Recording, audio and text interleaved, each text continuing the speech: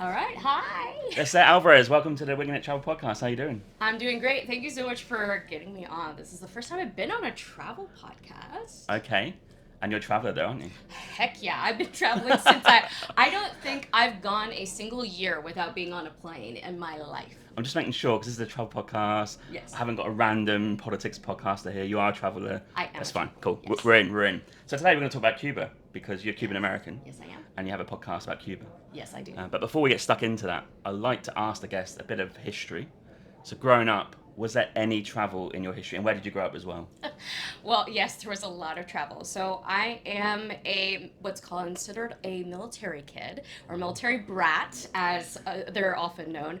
My dad was in the military, in the Navy, and then the Air Force. Long story, but we traveled a lot. Like in the first year and a half of my life, I moved. I was born in Alameda, California, and just moved almost at least every, or at minimum every or at maximum every 4 years of my life. So Yeah, I was in makes sense. four high schools in 4 years, and in my formative years, I traveled. We lived in Italy, Argentina, and Bolivia. And Oh, so we Bolivia, got to favourite. yes, no, like, Bolivia is wonderful, Yeah. and so I got to be exposed to Europe while we were in Yeah. Italy, obviously, and Latin America a lot.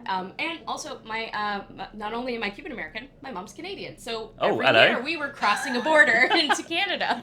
Long road trip from Florida to Canada. I will That say is a that. heck of a journey. With 3 kids, yeah, no, that's a lot. It's a lot. What's interesting, I interview a lot of people on my podcast who have maybe travelled before in their childhood, and it actually puts them off a little bit until later in life. So maybe like what I'm saying is between ages of, I don't know, 10 to 20, they travel a lot because of family, like you just said. Mm. And then 20 to 30, they're like, no, I've travelled too much already. I just want to stay down for a little bit. And then it comes back round. So when you left your childhood phase into adulthood, were you still thinking travel's what I want to do, or were you going more the career Yeah, I definitely prospect? was traveling a lot as even as an adult. Yeah, it's interesting because I have two other siblings Yeah. and they have a different relationship with travel than I Ah, do. okay. One is like I don't really like international travel. Another is also very much international travel, but actually even her work now pays her to travel a lot. So she has a Mm, different relationship there. For me, I've always been a solo traveler type person. I've loved love it. so when I was actually in undergraduate school, I did a internship with the U.S. mission to the UN agencies in Rome. So I was in Rome for a while by myself too, Mm, right? Working. As well as I decided at the very like tail end of my trip, while I was there, I did a lot of travel within Italy too, like mm-hmm. solo and with maybe a couple people I knew. But I did a solo backpacking trip for 2 weeks in Ireland, Scotland, and the UK. So, or Amazing. in Even though I've not England. done that, and Yeah, I'm from right. there. Yeah, no, and I loved it. It was granted, a lot of people may consider like, that wasn't too like risky as someone who's gone traveling in other places Sure. outside of it. But I really loved it, and it was a very fulfilling trip too. So I'm someone who loves to travel with other people, but I also really love traveling by myself, and I'm very very comfortable doing so. Yeah, what's interesting about what you said there is when I interview people as well and ask them if they've got any advice, got a lot of US listeners, right? And Mm-hmm. notoriously, US people don't travel that much, Mm-hmm. especially for leisure. They might travel for business. And I asked, like, which I'm going to ask you at the end, so Yeah. it's a bit of a heads up, like, Mm-hmm. what one or two sentences do you give just to at least get out there and try something different? And what they normally say is, if you're American, for example, why not just hop to Ireland? It's not going to be completely off the grid. It's going to be fairly similar, but there are some nuances there. Mm-hmm. And if you can make it across the UK, and that's a little bit different as well. But Yeah. you're English speaking, it's a Yeah. nice way into travel, right? Is that what you felt when you're solo backpacking around for 2 weeks? It Yeah. must be at least a tiny bit of pressure off. You're not like in the Oh, middle for of the sure. Kazakhstans or the Stans, right? Exactly. And Yeah. I think especially as someone who is, assigned female at birth, I definitely understand a lot of the fears around Mm. solo female travelers and people who are marginalized identities. And for me, it really comes down to discernment in travel Yeah. and understanding your your personal comfort level, but it also comes down to making sure that you have enough planning ahead of time too, Yep. that you Yep. know what to expect, you know where you're going, you read up on other travel blogs or listen to travel podcasts of the places where you're listening to, potentially even Winging It travel podcast. Yes, that's something that I know, at least for me. Maybe it's I definitely understand. I have the privilege of my comfort level is based off of my long term, even like formative year experience traveling solo, traveling to other countries, places where I don't speak the language. So my comfort level is definitely different, and I would never expect somebody who does not have that experience to have that same level of comfort and confidence in traveling. And what's interesting about your childhood growing up is you've got lots of things going on. So my next question is going to be: you've got Canadian and Cuban parents, Yes. and you're American as well. So where is the awareness of your family history coming into it? Like, what were you told growing up? Because I can imagine you get a lot of information coming in left, Oh right, and yes, centre. for sure. So it's interesting because we often joke in America as Canada is America Junior, um, which I disagree heavily with that because it is different culturally in a way. Obviously the language is similar, but one of the things that growing up we obviously traveling and meeting and hanging out with my cute Canadian cousins, we would make fun of each other's accents, like relative accents. We would make fun of the fact that Canadians have bagged milk, like stuff like that. Like there is there's a kind of the lighthearted culture clash, but treated in a way that is pretty, especially with family. It's family, right? Like you Yeah, want yeah. what is it? You take the Mickey out of them, or you play around with each other's cultural differences. And I think that also exposed me a lot to understanding this fluidity of identity and cultural experience. Yes. In my Cuban side of my family, it's definitely stronger because the differences are stronger because of the language barrier. Yeah. Growing up, I was not taught Spanish by What? my father, which is a long serious running questions there. issue there. I did eventually learn. I'm not fluent, but I did eventually learn Spanish Sure. while living in Latin America. But my Cuban family, like music, food.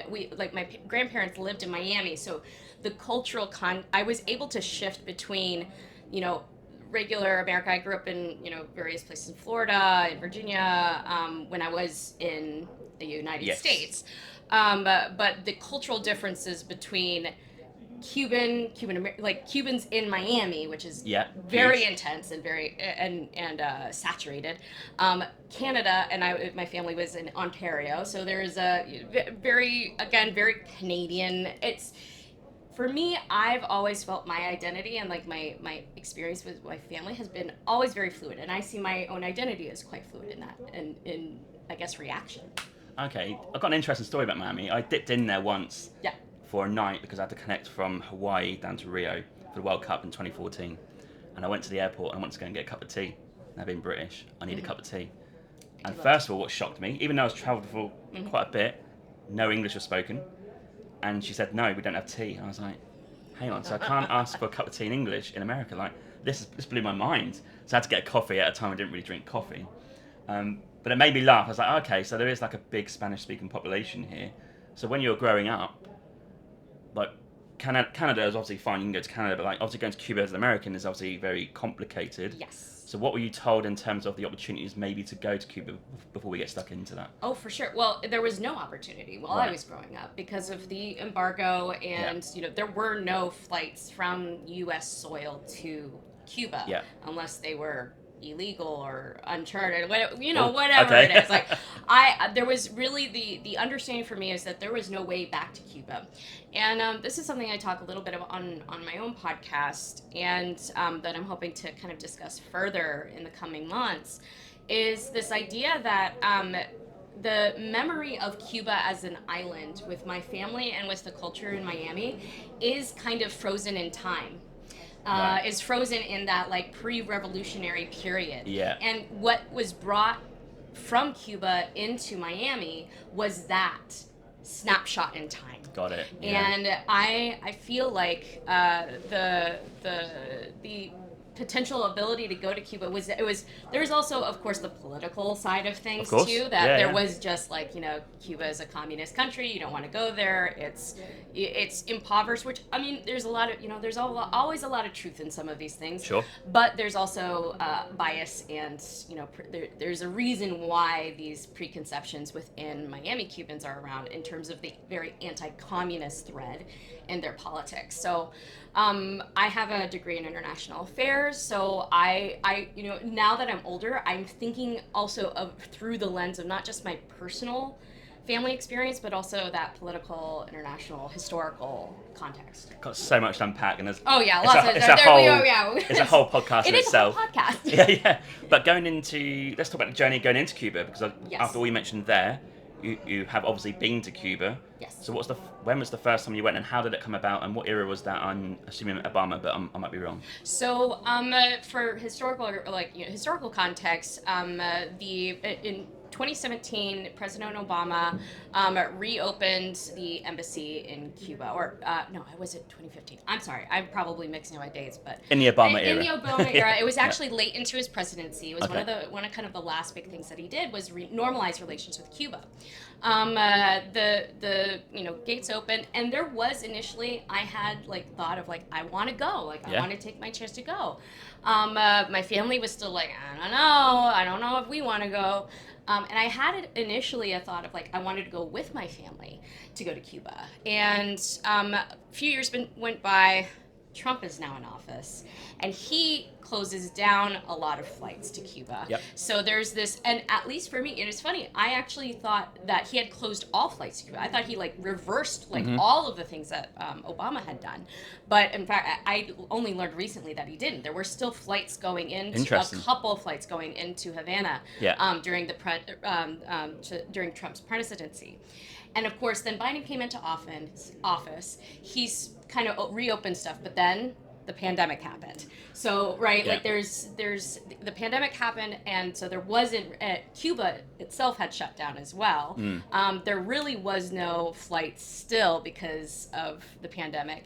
And so for me, my journey to Cuba, I had always wanted to go, knowing that things had been normalized. And in December 2022, I sat down and I wanted to look and find a place to do a little bit of a writing retreat, because at the time I was writing my audio drama, Havana Syndrome, which comes out in November. I was currently writing, and I wanted to I had a single week free in December. So I was looking at my awards map. I had some airline points that I could use. I was looking at my awards map, seeing where I could apply my points. And I didn't have a whole lot of points. It was pretty restricted. I wanted to also consider how much hotels would be in whatever places. But I see a pin in Cuba, and I'm like, do I actually have enough points to fly to Cuba in 3 days? This is 3 days ahead. This was a very short term, I want to travel somewhere for 5 days. I see a pin in Cuba, and I'm like, maybe?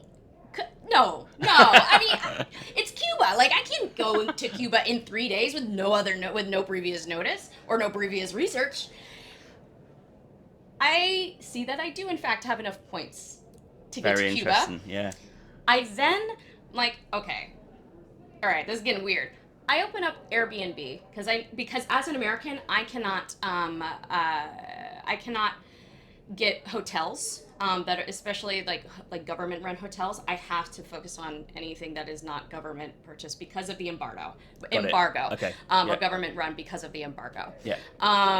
So I was on Airbnb looking for casa particulares, is the term for private citizen run homes, right? Yeah. And I saw one. I saw a few that I had saved the previous year, and I saw that they had slashed prices for the exact week I wanted to go, something like 75%.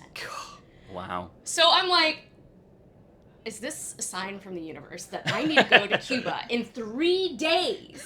So you got to understand, this is 60 years of history that I'm that are all coming to the forefront in 3 days. Yeah. And so I text my husband and say like, haha, wouldn't it be funny if I just like randomly went to Cuba in 3 days? And he told me, he, like, just texted back, do it.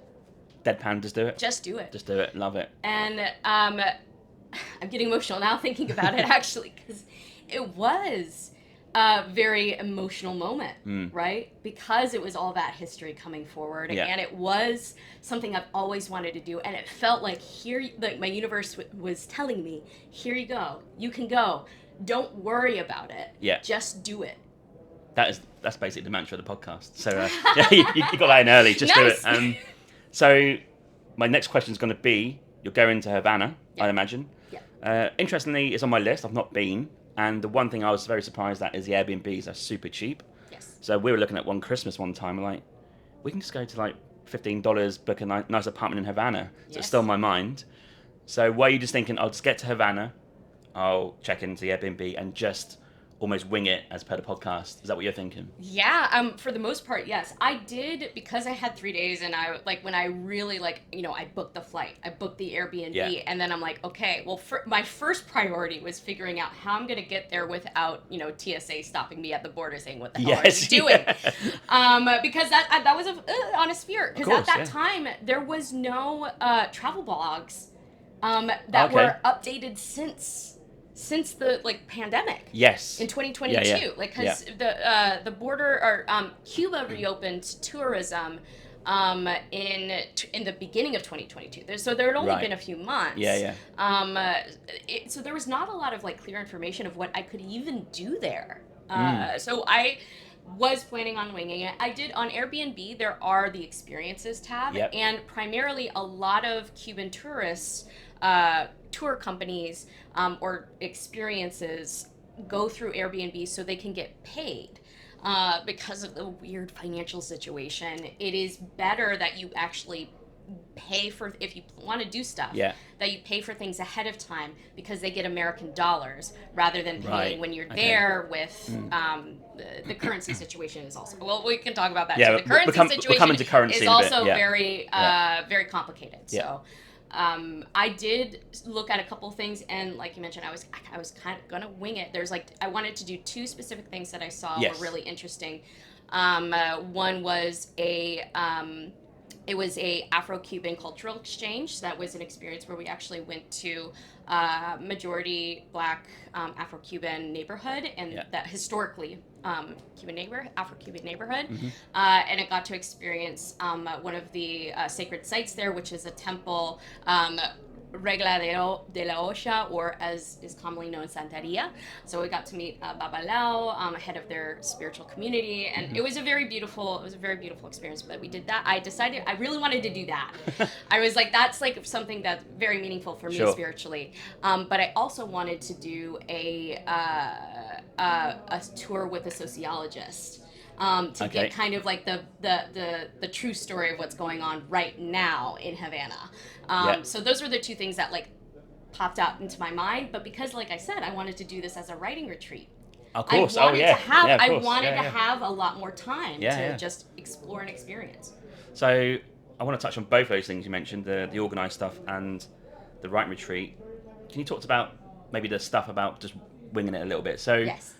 Outside of those tours, what were you thinking in terms of Havana? You think about just walking around? You got certain areas, maybe certain foods, coffees. 100%. What are you thinking? Well, old Havana Vieja, is the kind of quintessential Havana when you look at see in movies, or people talk about it, or how Hemingway talks about it. All of his old haunts are in old Havana. Old Havana. So I wanted to walk around there. The Malecon was also a big place to walk around.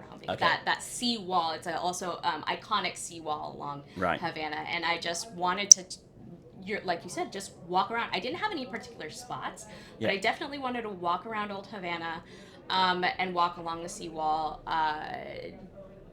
just listen.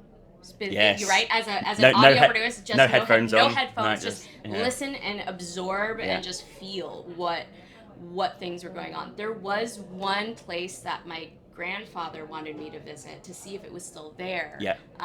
So that was one place in the neighborhood of Vedado, which is there's a lot of old houses, like standalone, like single family homes and like mansions. That's where kind of the wealthy Cubans were Okay. pre-revolution. Yeah. So that was another place like I knew I wanted to kind of walk around and, Mm-hmm. and look and see. But because I was just going to be in Havana, I wanted to focus on old Havana, which is actually quite a large chunk of Okay. Havana. So and to go not just in the tourist areas Yes. too. That was my Yeah. big thing. I Okay. wanted to.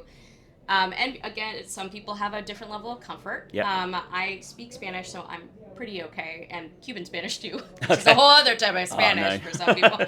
But I wanted to make sure that I could also see how a majority of people in Havana were living life, not just in the tourist areas. And were you sort of dipping into the local Yes. establishments, like for lunch or for dinner or for coffee Yes. or drinks? I was. I didn't have any restaurant reservations Brilliant. at Love all. that. I Yeah. just kind of like I every once in a while look on Google Maps, seeing like what's nearby, where Yeah. I'm walking around.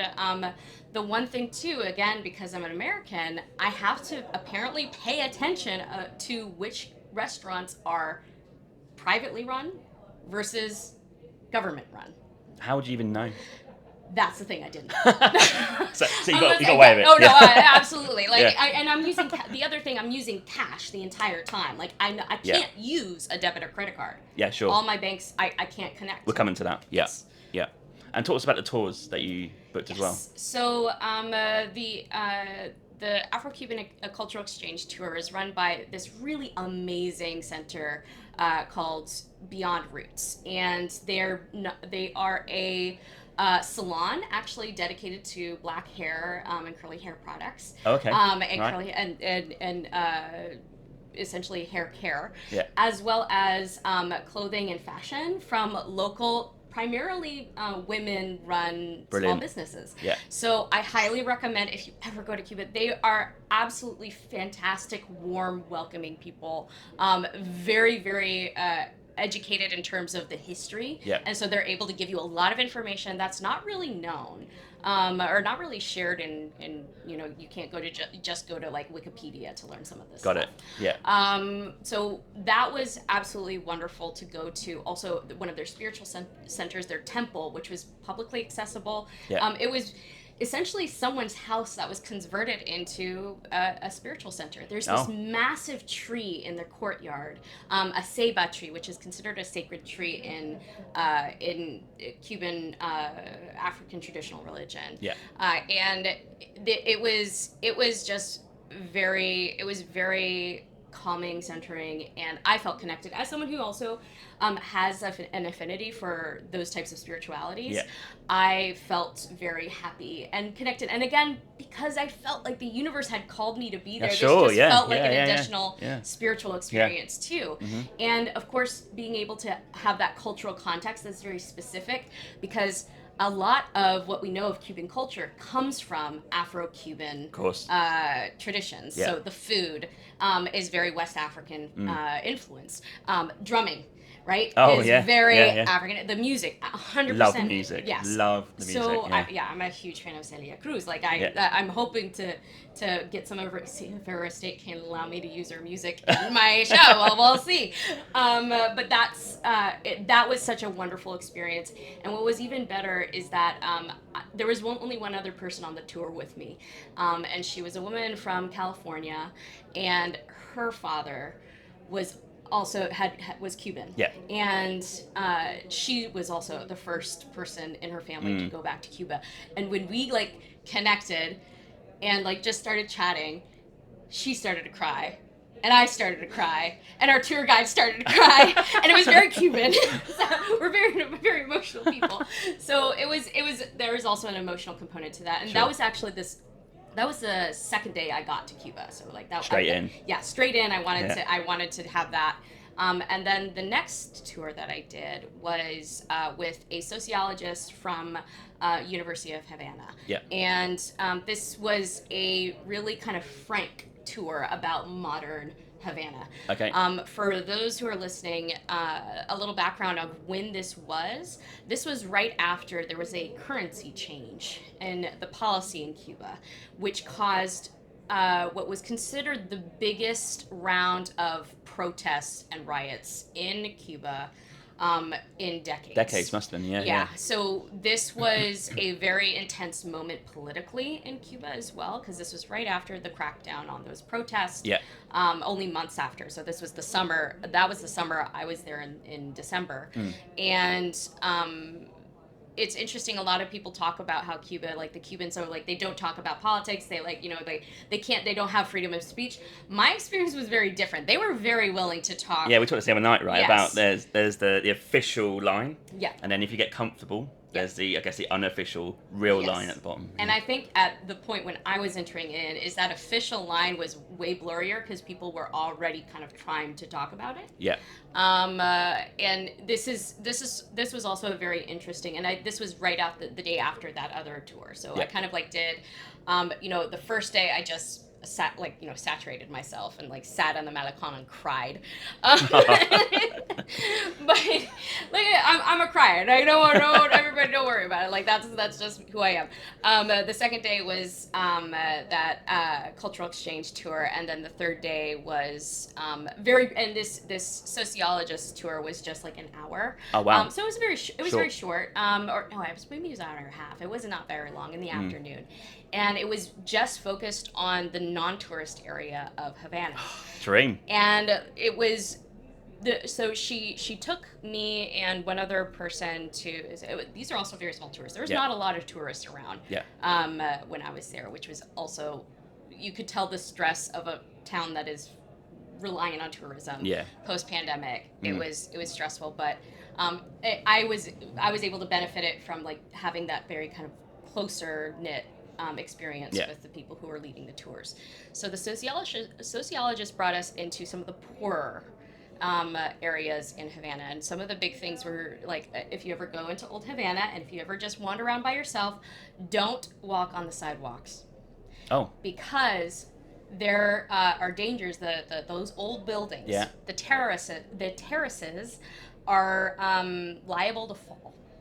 Oh. Because they're crumbling. Right. There's not, the infrastructure is starting to crumble, and you can see it. You can see that there's an issue. Good tip. So she was pointing out that especially the non-tourist areas are very neglected in terms of the infrastructure. And with regards to the people, one of the very eye-opening parts, there's stuff that I knew, things like bread lines and things like I always forget the name. It's like coupons that you use for like rationing coupons. The ration coupons. Like she pointed out stuff like that, and I had seen those when I was walking by myself in those areas. But it was good to kind of have those pointed out. One of the other things that she pointed out was the bread lines. There was like clearly, like maybe like 10 people outside one of the places. And I actually have a photo of this. She told us to kind of look around the block. Right. And there were just people kind of almost completely evenly spaced out. It looked like they were kind of on their own, just hanging out by the walls. But they're evenly spaced out around the entire block. And according to her, this was because the Cuban government gets people to do this, so it doesn't appear that there's a bread line all going all the way down the block. Right. I'm trying to get my head around this. So in my eyes, it sounds like it's longer because it's spaced out. Yes, it is. But surely you want to be more close in together to make sure it doesn't look as long. But you actually, people are far enough spaced out. It looks actually just like people are hanging out against a wall. It's far enough. It's quite interesting. It's interesting, right? yeah. To see it, and it so a lot of this tour was really focused on, and from a Cuban perspective, which I think is really honest, right? Is the struggles that Cuban people are facing. And one of the other things was a very frank discussion about the protests that had just happened as well. We went into one of the places that their offices and had a cafecito, which is I don't drink coffee either. I'm a primary tea drinker. Oh, I'm a coffee drinker now. Yeah. Well, I don't like coffee. I will only accept coffee from a Cuban and a cafecito, specifically a cafecito. So what's this place? Cafe? So it wasn't a cafe. It was an office. And Office. so okay. this was just like one-on-one, she made coffee for us, and we are like, we're going to talk about the protests that had happened. Okay. Yeah. And she had pointed out earlier, there's graffiti, and there, like, it was on a couple of blocks that I had seen. It was 2 + 2 = 5. Oh, Radiohead, Right? if you know them. Yes. Anyway. Yep. But it was something that was posted after the or during the it was graffiti specifically tied to the protest, with this idea of misinformation and government censorship, things like that, right? And we talked about how the Cuban people, because I asked them, I asked her specifically, what are some of the things in terms of how Cubans right now see the U.S. involvement and political involvement? Like, who are they blaming for this situation?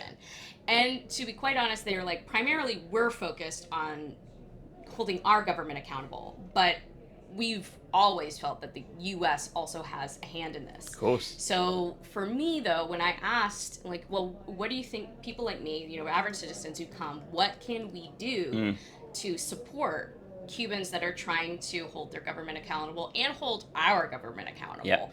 And one of the things multiple people I had asked this question in Cuba said was, get Americans to come to Cuba. Like, they need to visit. They need to see this for themselves. They need to talk to us themselves and not just have a filter of what's going on from our government, from the Cuban government, or Miami Cubans who've never been to Cuba. Interesting, yeah, because I think that's the big group. That's an interesting group for me. I don't know too much about it, but the Miami Cubans who obviously moved to Miami for various reasons, I do wonder if they went back just to see for themselves what their opinion would be as a whole. Yeah, I actually have family who have family by marriage who are also Cubans who more recently came to Cuba. I have an aunt who came from Cuba in the early 2000s, and actually went back right after with my uncle, actually right after I went, and it's kind of a similar conversation of, like, it's about the poverty. It's about, like, the lack of food and food accessibility and medical accessibility. So from what I understand from people who have left, there is still a connection to the place and to the people, but the entire conversation is about how impoverished people are and how people are struggling, which I think is a very important thing. But what, for me, is more important and I think more impactful, and I can actually potentially hopefully address this problem, is the relationships with the people on the ground, with the people that I met in cafes and on the street and in art galleries that were there. There's a great, like, independent art gallery. I can't remember. I apologize. I do not have the name of it, but it is in Old Havana, and it's a artist collective. And I bought a couple of art pieces. So talking with people, like creative people, and with the tour guides, like it was very fulfilling. I also went to the beach. Right outside Havana, I just took a bus, local bus. Local bus, yeah. Yep, to I believe it's called Saint Maria, Maria Santa Beach. I don't know. I can't remember exactly the name of the beach, but it's right outside. There's a major kind of more tourist beach a couple hours away from Havana, but I just went to the local beach. Not interested in that. I went to the local beach. Yeah. And so talking to people there too, like for me, my experience was, yes, acknowledging the history and the real struggle that people and stress people were under, but also for me it was building relationship with the island and with the people. Yeah, that's the most key point. Okay, I want to go to some, like, quick fire travel questions about Cuba, because people might want to know some certain things of how to do it. So let's do money. We talked on cash earlier. Yes. What is the situation with Cuba with money? How do we... Like, I don't even know. I would take US dollars, but then you can't, obviously... I don't know. Okay. So I will say, for Americans, it's different, period. Right. Pretty much everyone else, it's... you can bring your Visa, your MasterCard, your debit or credit card. And, like, euros and Canadian dollars be fine? Okay. They're all accepted. It's American dollars that are in an interesting place, and American banking, which is in an interesting place. So, currently, with the current currency situation, there is one Cuban peso. There used to be one that was aligned with the dollar. Okay. They got rid of that, and that was what caused the protests. Yeah. But just to kind of understand what the situation is now, there's the Cuban, essentially the Cuban peso, and then there is the everything else. There's the street money. Right? Oh yeah, this sounds like Everything on the Argentina. street, Argentina's yes. the same with the Yeah, street money there's on the the street black money. market. Yeah. Yeah, and what I was told very frequently is like for me as an American, I had to bring all the cash I was going to use for the 5 days. So I'd be very conscious about how. What cash is that though? American. I had to bring all U.S. dollars. So you're bringing American. Okay. I'm bringing Yeah. American cash. Yeah. I'm able to exchange money in official locations like at the airport, and I did just to get a little bit of To get going. just to get Yeah. going.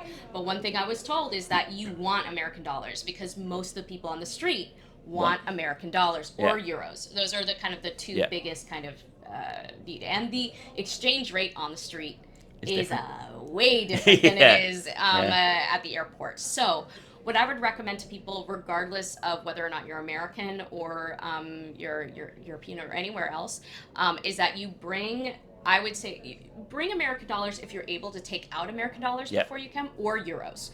And then on this, maybe like change a little bit if you have to pay for a taxi. Some of the taxis are like, I can only take it right now because it's official. But most taxis will also be like, you can just, I prefer dollars or euros. And for me, it was kind of day to day where I would have I would say a split for my like daily budget. I would have about like 75% dollars and 25% pesos. That's interesting.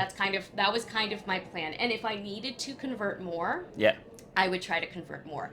I did run into the problem of having a too big of a dollar, like, or a big bill. I had like a $50 bill that I needed to break. And it was like but I managed to find some very gracious taxi drivers that like took me to, and you know what, this goes back to safety. I felt very safe in Havana. And I let them. It was like they take me to like a little corner shop where they like gave them my $50. I was talking to them about the World Cup at the time, and they took my $50 bill and they changed it they broke it into dollars for me. Yes. So like not even just peso, like dollars, and then I gave them whatever dollars to get a little bit of pesos back, and then paid them in dollars for the service and to drive me back to my Airbnb. Okay, and you mentioned budget. Yes. What is a nice, healthy sort of budget, as in cheap, or mid-range budget per day, do you think? Okay, so while I was there, and granted this is 2022, inflation and all that jazz, I budgeted $100 a day. Okay. I would say now, if you want to be comfortable with, and this is just like day-to-day getting food, drinks, accommodation as well? No, not accommodation. Okay. So and maybe I'm thinking about this because accommodations I booked ahead of time. I paid for, and the tours ahead of time. Yeah. So for me, I was thinking like, walking around money. Yeah. $100 a day. I would budget when it comes to stays. Like you said, there's some really, really cheap stays. You can stay for like $10 to $20 a night, which is really great. Yeah. But even the like higher end, you're not spending any more than $100 a night. Yeah. So I would budget no less than $100 or no more than $100 a night. Got it. If you're planning to go to some of the really nicer hotels that are government run because you are non-American, you can go to those hotels. I'm not entirely sure how much, but I think those are probably not interested in those hotels. Yeah. $100. Okay. What about? I was going to ask because we've got about 8 minutes left, Yes. and I want to get to your stuff as well. Sure. So quick fire. Give us a dish that we should try locally. A dish. I will not say a dish. Drink. Oh. Get your liquid mojito. food. Yes. No. Mojito. Okay. I will also do the dish, but like the mojitos and the daiquiris. Anything that has like coconut in it too. Yeah. It's like great. Love. They know how to do their alcohol. Yeah. I would say with food, croquetas. So croquetas are little fried rolls with usually ham and cheese. I will say the meat is not readily available. The most meat that you're probably going to find is going to be chicken. Yep. You're not really going to see any other meat in restaurants. You'll see fish. Yeah. But I would say the biggest meat that you'll find is chicken. Okay, and you mentioned public transport before. Yes. So getting around maybe Havana, even probably going further into Cuba. Local buses are fine, taxis are fine. Yes. Yeah, no problems with safety or getting ripped off, stuff like that. no. I would absolutely say that, like, especially if you're carrying around dollars, like, you can look online now to see what kind of the going rate is for getting in and around Havana. I don't know it on the top of my head, Yeah, sure. but you figure out pretty quickly what the standard is to get around certain neighborhoods. Yeah. And what about needing to speak Spanish? That is a pretty high demand. There's definitely, if you're not with a tour group or have a translator with you, the taxi drivers, a lot of them will speak Spanish, especially if they're if I know a lot of people who go to Cuba who actually just get a taxi driver the whole time they're there. Right. And that taxi driver will just take them to places and be their translator, essentially. Oh, that's interesting, yeah. Okay, and then walking around Havana, interacting with locals, you'd obviously recommend that highly. Oh, yes. I guess that's just in the cafes and the bars, in the Yes. restaurants, right? Yes. And I can imagine they're welcoming people. Oh, for sure. And, Yeah. it's interesting because while I was there was definitely still that stress, and I feel people weren't as willing to talk. But once I was willing to talk, they were Sure. like, they were like, oh, this is more friendly and like hanging out. And it was definitely like at bars, at shops as well, of course. Like, Yeah. so if you wanted, like when I went to this art gallery, like Artist Collective, like, we sat around and chatted for like an hour. That's it was awesome, great. yeah. So Yeah. there's definitely a willingness to talk. Okay, and in Cuba, is there any place that you wish you went? Maybe if you went next time, Yes. you're going there. That's maybe not Havana. There's actually a space in Havana that I Oh, really okay. want to go to. It's an arts and music. Like, it's very, very famous. They do a lot. There's a lot of concerts there. There's Yeah. a lot of kind of art galleries, modern art experiences there. I wish I had gone. I didn't. It was a kind of like further out and away of where I was staying in Old Yeah. Havana.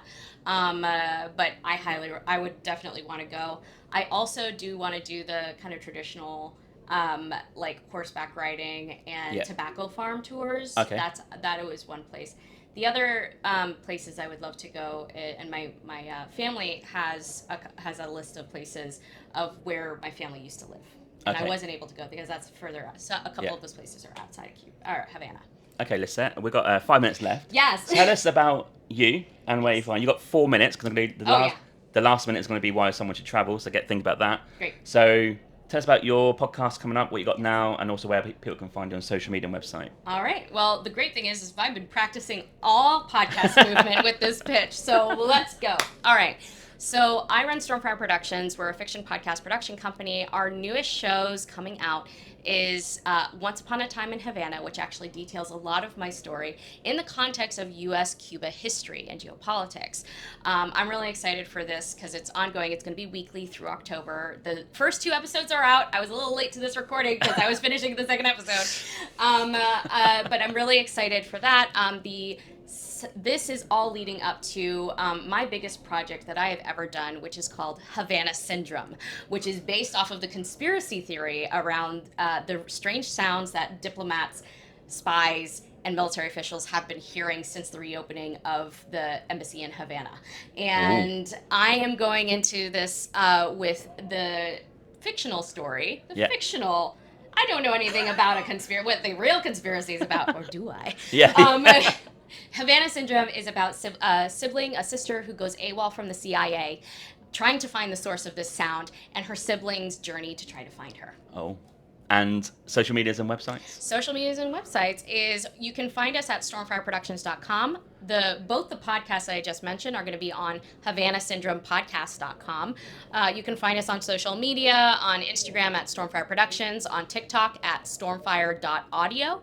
And sign up for our newsletter. We'll keep everybody updated on all the journeys and international intrigue that we're going to be exploring, and my hopefully future travels. Amazing. And I'm going to put the show notes, I'm going to put links in the show notes of the 2 tours that you mentioned. Yes. And all the stuff you just mentioned as well, so people can find you. Yep. We've got 3 minutes, and normally my feature end of the podcast is quickfire travel questions, not exclusively related to Cuba. This is worldwide travels. Yep. With the last question being why someone should travel. All right. So the first one is, give us top 3 countries that are your favourites that you traveled to.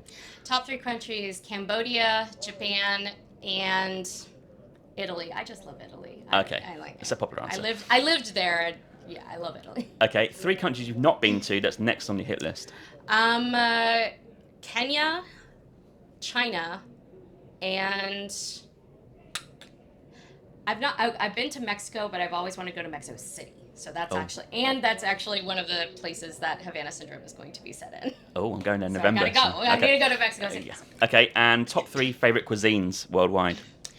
Japanese food, Mexican food, and Cuban food. Okay. Are you a sunrise or a sunset person?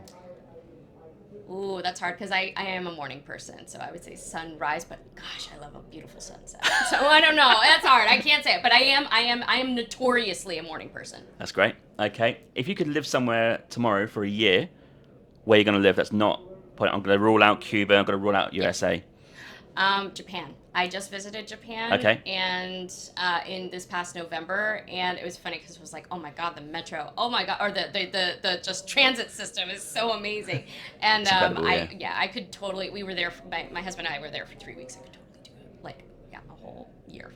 Okay. If you could sit somewhere for an afternoon with a cup of tea or a drink and just watch the world go by, where are you going to sit? I would sit. There's they call it the cat ruins in Rome. It's where supposedly Caesar was stabbed to death, but it's there's it's just like a little forum that's all set aside in Rome, and it's just full of cats. And I have actually sat there and watched the world go by before. Okay. And the last question of the podcast: if someone's nervous right now about traveling, give 2 or 3 sentences as to why they should go and make the leap to go and travel and expand their horizons. I think one of the most important parts of our human experience is experiencing other people's stories. And the best way to truly experience what it's like understanding and hearing other people's stories is by traveling to a culture, a language, a religion, any ethnic group or nation that is completely outside of your experience. And I think it makes us more human by expanding those boundaries and beyond those borders. Amazing answer. Lisette, thanks for coming on to the podcast. I've learned so much about Cuba. It's now on my list, proper list next year. Let's go! Viva! Viva Cuba! Let's go! Muchas gracias. Thank you. Okay. Thanks so much. Cheers. Thank you. Thank you. Take care.